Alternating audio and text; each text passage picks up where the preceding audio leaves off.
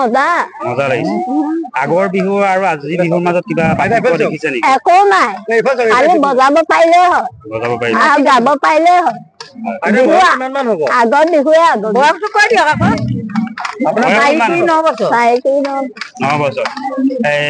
আপোনাৰ পৰা এফাকি বিহু যোজনা হ'ব নি পুৰণি বিহু যোজনা পুৰণি এফাকি যোজনা গাই দিয়কচোন বিহু নৈ কানে কানে দৰিয়লা হৰি বৰা কানে কানে ঐ গলি তোমাৰ পাছে পাছে ময়ো গৈছিলো কতে সোমাই নাইকিয়া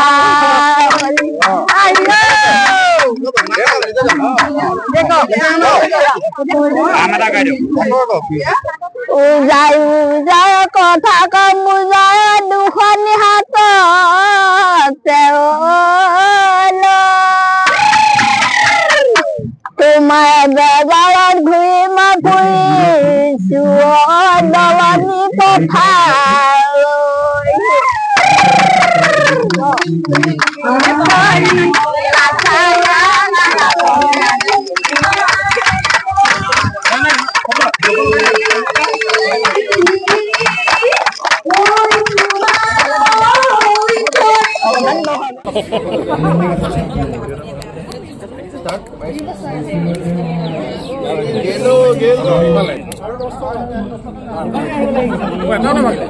আগতে আমি সৰুকালৰ পৰা যি কণী যুঁজ খেলি আহিছিলো আজি ইয়াত এক প্ৰতিযোগিতামূলক খেলত অংশ ললো আৰু আজি আপোনালোকে দেখা পাইছে যোৰহাটৰ বিভিন্ন প্ৰান্তৰ ইয়াত আমাৰ জ্যেষ্ঠসকল ইয়াত গোট খাইছে আৰু এই চুকাফা সমন্বয় ক্ষেত্ৰ আজি এক সমন্বয় মেলালৈ পৰিণত হৈছে ইয়াত এতিয়া বৰ্তমান যোৰহাটৰ বিভিন্ন প্ৰান্তৰ পৰা জেং বিহু দলসমূহ আহিছে ইয়াত আমাৰ দেখা পাইছো ইয়াত আমাতকৈ কম বয়সৰ পৰা ইয়াত 70 মহিলাও ইয়াত অংশগ্ৰহণ কৰিছে এয়া এক সমন্বয় প্ৰতীক চুকাফা সমন্বয় ক্ষেত্ৰৰ পৰা আজি অসমলৈ এটা বাৰ্তা যাব যে বিহু সদায় সম্প্ৰীতি আছে আৰু ভৱিষ্যতে থাকিব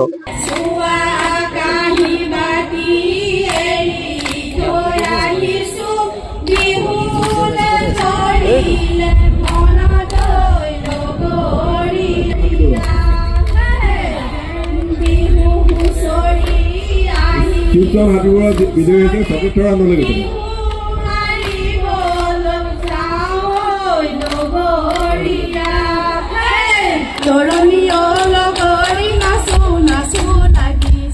সাত বছৰত ভৰি দিলেহি যোৰহাটত চাওঁতে চাওঁতে হাত বিহুৱে এই হাত বিহু ৰাইজৰ প্ৰচেষ্টাত আপোনালোকৰ প্ৰচেষ্টাত জাতি বৰ্ণ নিৰ্বিশেষে সমন্বয় ক্ষেত্ৰত সমন্বয়ত উদযাপন কৰে আজি আপুনি নাচি থকা দেখিব সকলো জনগোষ্ঠীৰ মানুহে ইয়াত উপভোগ কৰিছে আমি ইয়াত দেউৰী বিহু মিচিং বিহু বিভিন্ন জনগোষ্ঠীয় বিহু কৰোঁ সেইটো মূল উদ্দেশ্য দ্বিতীয় কথা হ'ল 7 দিন ধৰি অসমত বিহু পূৰ্ণাংগ ৰূপত সকলোৱে অনুষ্ঠিত কৰি থাকে বিহু বুলি ক'লে আবাল বৃদ্ধ বনিতা সকলোৱে মানে মতলীয়া হৈ থাকে তেনেস্থলত এই বিহুটো আপগ্ৰেড কৰিবৰ কাৰণে আমি যথেষ্ট চেষ্টা কৰিছিলোঁ প্ৰথম পদক্ষেপ আছিলে ইয়াত হাত বিহু পাতিয়েই আমি উচ্চতৰ মাধ্যমিক শিক্ষা সংসদত বিহু বিষয়টো পাঠ্যক্ৰমত দিলোঁ আৰু দিয়াৰ ফলস্বৰূপে এতিয়া বিহুৰ প্ৰতিযোগিতাসমূহ ইমানে বৃদ্ধি পাইছে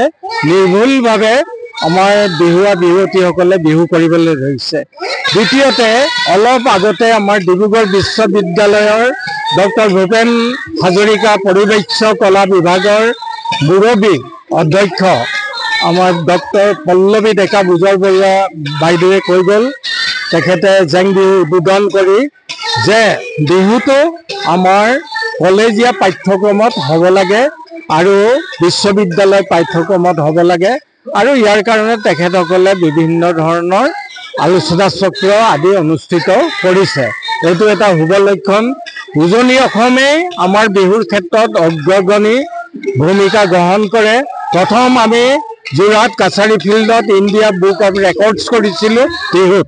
ইয়াৰে অনুকৰণ যোৰহাটৰ অনুকৰণ কৰি দেখা পালোঁ যে গুৱাহাটীত গিনিজ বুক অফ ৰেকৰ্ডছ কৰিলেগৈ মাননীয় মুখ্যমন্ত্ৰীৰ তত্বাৱধানত।